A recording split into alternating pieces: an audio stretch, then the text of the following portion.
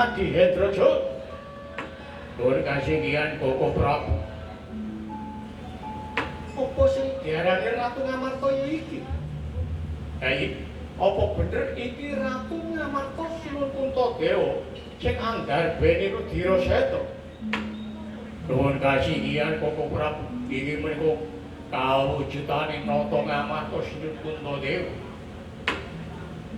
Sejajal gak takonane. Nuwun kasinggihan Koko Prabu. Mangko disisisan. Apa bener slirawe iki montok ing negara Ngamarta Sinuwun Puntadewa? Iya, aku Sinuwun Puntadewa negara Ngamarta. Lah banjur aku kok digawa menyang negara iki negara endi? Iki negara Hulu ketiga, aku Prabu Tejalelana. Lah nganti digawa menyang negaramu ana parigawe. Dina samangku negaraku kena weling Jawata, nek benduning dewa. Kena begebluk Mayangkara. Bisa mulya Jatimuni negara Hulu tiga iki yang ditumbali satriya kang anggarbeni Rudira Seta. Apa bener sliramu iki kang duweni Rudira Seta? Tanggale Ratu Ragastina Prabu Subalinata.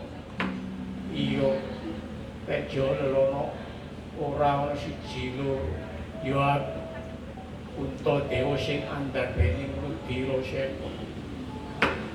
Lah banjur aku kok sadani negaramu kaya aku. Kaya mangkono, mula sliramu gelem ora gelem bakal tak percaya ana madyaning alun-alun negara Hulu ketiga. Tejalelana yen kena ndakipun aja kok tresna anggonmu duwe karep bakal merjaya wong kaya Rudira Seta iku bebayani ora kena sembrono, ora kena kanggo sembarangan, ora kena dijaluk kaya mangkono. Aja kok tresna anggonmu duwe karep. Aku kepengin mulyakno negaraku. Hulu ketiga, gelem tak percaya, ora gelem ya tak percaya. Ratu Ngamarta Sinuwun Puntadewa. Lah yen sliramu Mangkuku mangutawa aku kepingin boyong iku bedah waduke Ratu Ngamarta ngetokno gedhe putih aja nang kene aja sakjroning pagelaran ayo metu nang jaba aku bakal manut apa sing dadi kandhang ladialah dadak sliramu gelem tak gawe usadane negara yo aku nganut karo jeneng sliramu Adi Hendrojo Dur kasigian Koko Prabu sejajal Ratu Ngamarta iki ayo digawa menyang alun-alun mengko aku sing bakal percaya anane Ratu Ngamarta iki nuwun pangestune kula betale metal dhateng alun-alun negari Bulukati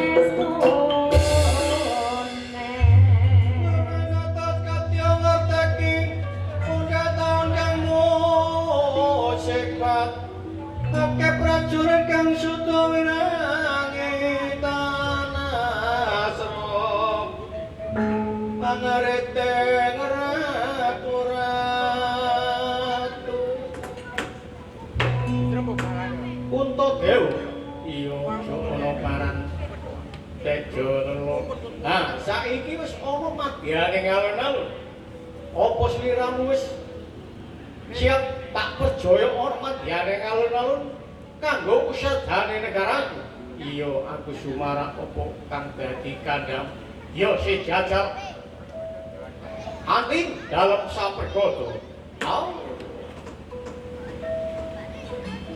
menika kawontenaning Prabu Teja Lelana arsa damel pejahit Ratu Ngamarta sinuwun Kuntadewa bilih Budira Seta menika boten ingkang damel sembarangan sanalika Prabu Teja Lelana boten bega aturipun sinuwun Kuntadewa sanalika murep pusaka Ratu Ngamarta sinuwun Kuntadewa cocok kaliyan pusaka sanalika nedalaken Ludira Seta labar wonten ing alun-alun negari Bulukati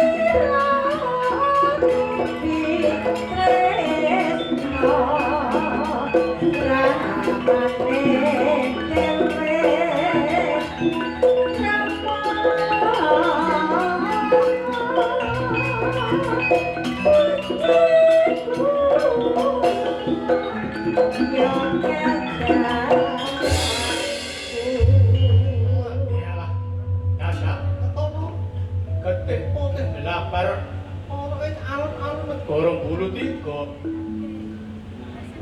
Dromot iki coba deleng iki.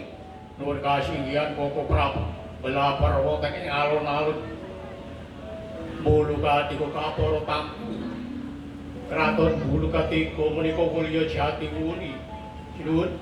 Ya aku mangerteni yen kaya mangko.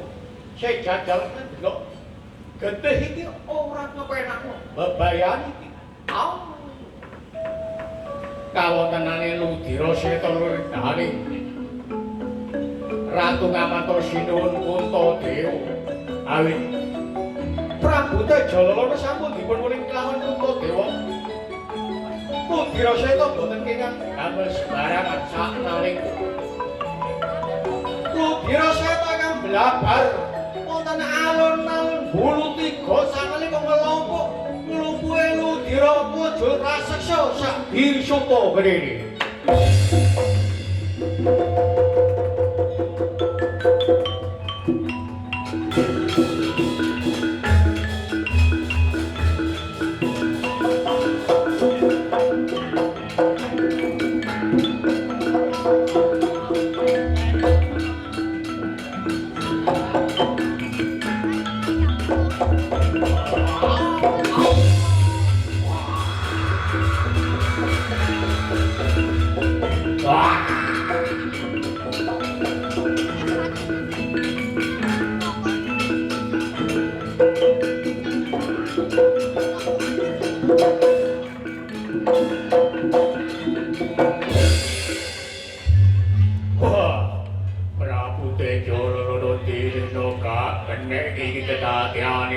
Ludira Seta kaya ngene wis. Aku aja tiktya ambral piyo. Prabu Tejala tak gaglek sak balawun.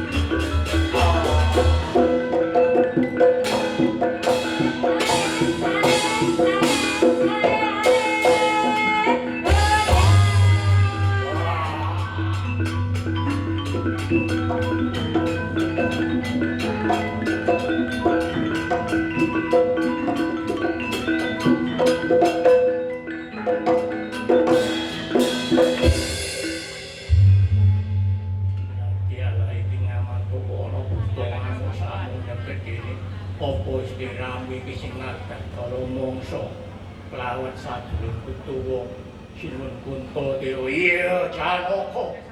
Gusti Prabu kok ngerteni yen aku iki sapa sing arep permati rejumu senung. Dulurmu sorok jerone watu iki. Apa sliramu kan rimano? Kuntadewa tak kathah kala mangsa. Sing dadi aran sapa? Iki yo kala Ambral Piyu kang dadi aran. Iki yo Ambral Piyu jaluk balik. Anane Kakang Prabu Sinun Kuntadewa gak yen sliramu gak nrimano Kuntadewa tak kathah kala mangsa ora Juna bakal tak kathah kala mangsa pisan. Lagi yen ngono tanding ngono Juna mati. Oh tak kaget ora ngambak lek-lekan.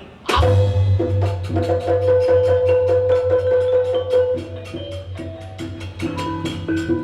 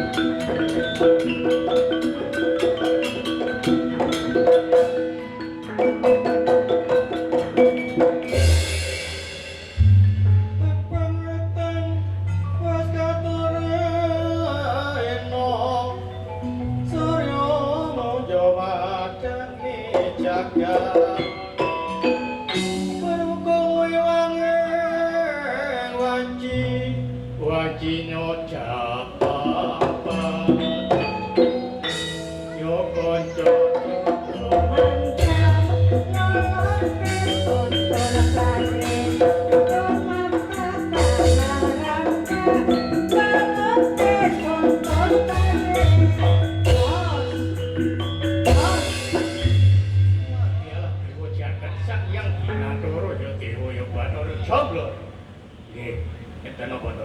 Dhewene ningali aku. Rupane kok Kakang Pandhawa iku wong dadak ditagah tolong mangsa karo buta iku. Kegadane sapa jomblo? Toko reyang boten Semarang. Lah dhewene ana apa? Wah, dhewene iki dalange Pandhawa.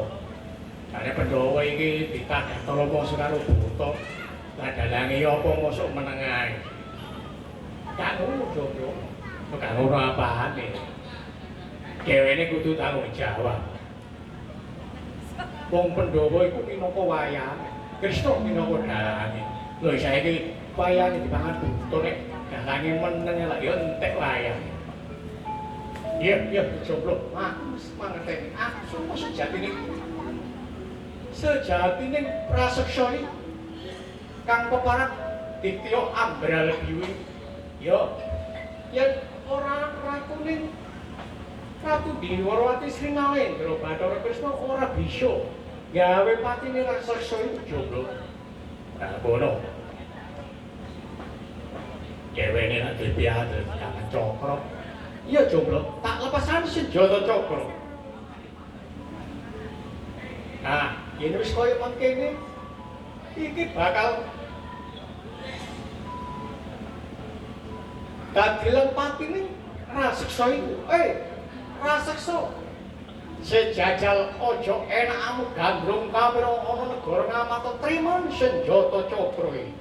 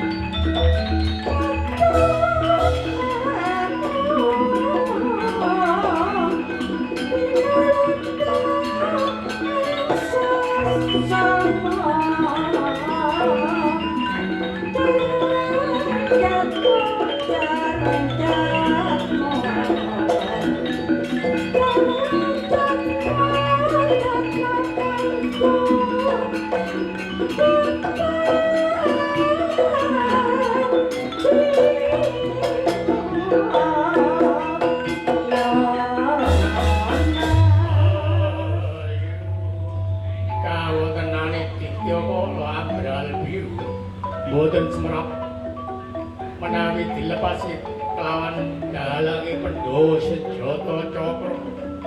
Sanalika saking batere senjata cakra napat gagane Ditya Ambral Biu. Ditya Wirapat ilang sepate. Ditya Ambral Biu wujude Ratu Ngamarta Sinuwun Kuntadewa kelawan Janaka kelawan Brantasena. Thank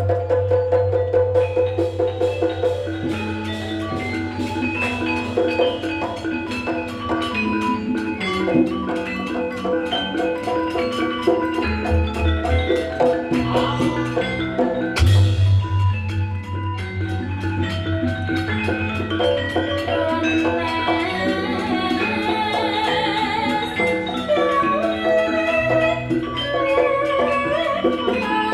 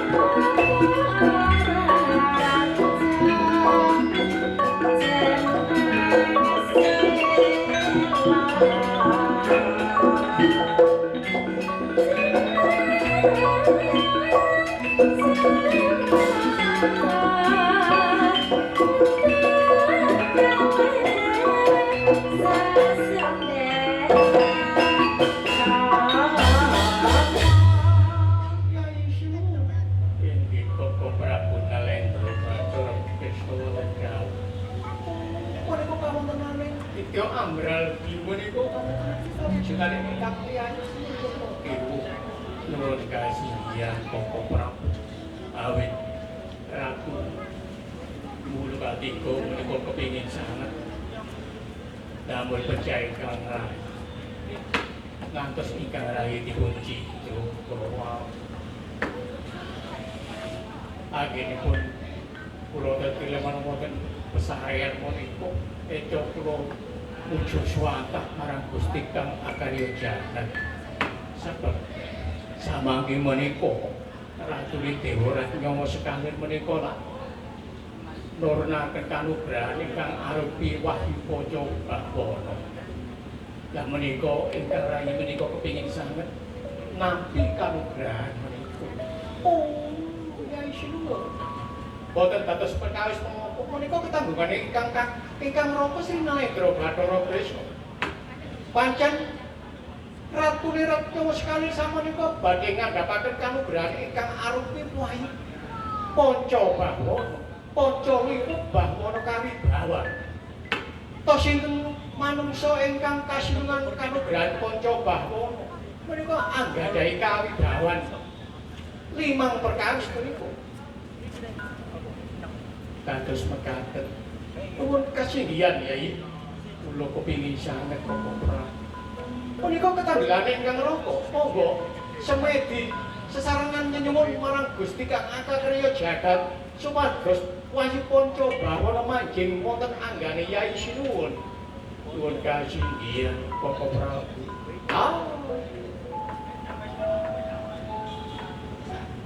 Nalendra Bathara Kresna kapara tantu tanggale macan Eyang Suralaya Bathara Wisnu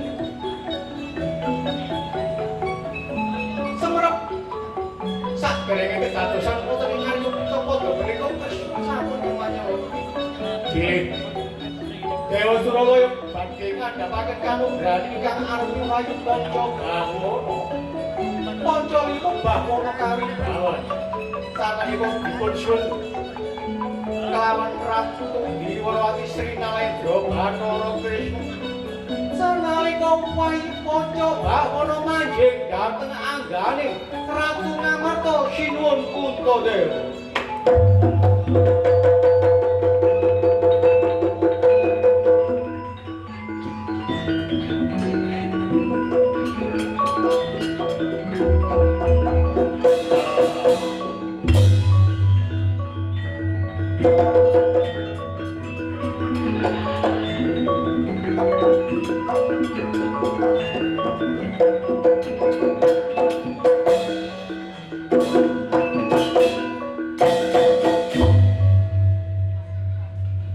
Yai Sinuwun, nuwun kasinggihan Koko Prabu. Menika Wahyu Panca Bawana sampun manjing dhateng anggane Yai Sinuwun. Sena iya jeneng kakak kula. Ayo padha ngumpul nganggat Istana Jamina ana ing Kraton Ngamarta Yai. Monggo Koko Prabu. Suwali kula gerekaken Koko Prabu.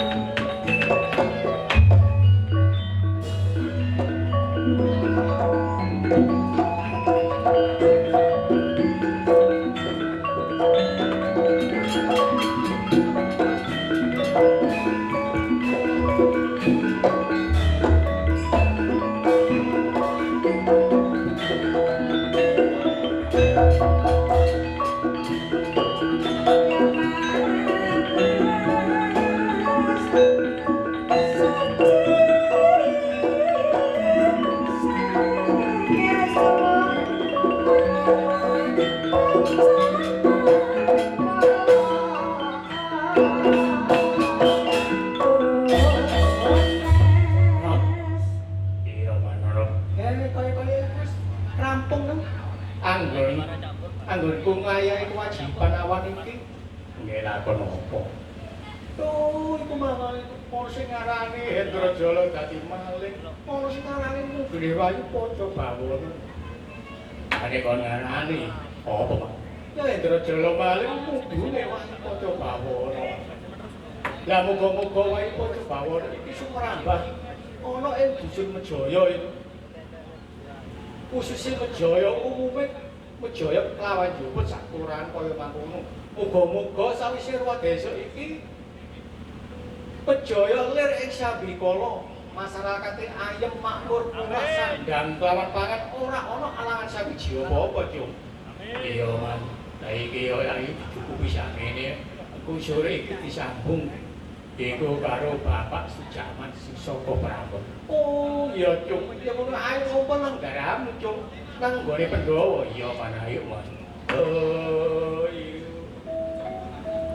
Cekap gini pun rekitan siang ngantos jam sekawan sonten ya melapan Hendrojala maling sesarengan mandhapi Wayu Paca Bawana mugi sumrambah dhateng ing kelurahan Mejaya ora sandang kelawan pangan boten-boten pirangan menapa masyarakat ing ayem tentrem lir ing sambikala ugi pamonge panitiane sedaya boten wonten alangan napa-napa ngantos paripurnaning mriki benjang siji sanalika pintere mangun diwasa kelawan Semar Bujo Gati mlebet dhateng panegari Ngamato kairing gending kalongan